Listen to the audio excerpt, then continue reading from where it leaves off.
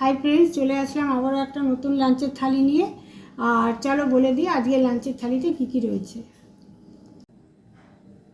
থালিতে গরম ভাতের সঙ্গে প্রথমেই রয়েছে বাটিতে মুসুরির ডাল, আর এখানে নিয়েছি ঝিঙের বড়া, চালের গুঁড়ো আর বেসন দিয়ে ঝিঙের বড়া করেছি, আর গন্ধরাজ লেবু নিয়েছি।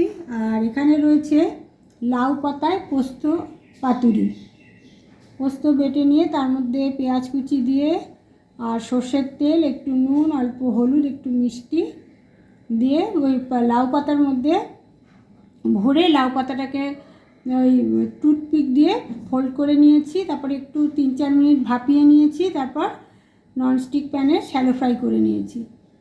আর তারপরে রয়েছে পমফ্রেটের পেঁয়াজ চচ্চড়ি, এটা মেনলি পেঁয়াজ দিয়েই হয়েছে। একটু কালো জিরে আর রসুন ফোড়ন দিয়েছি, আর একটু বেশি করে পেঁয়াজ দিয়েছি, আর কিছু মশলা নেই, খালি হলুদ আর লঙ্কার গুঁড়ো। লাউ পাতায় পোস্ত পাতুরি দিয়ে খাচ্ছি প্রথমে।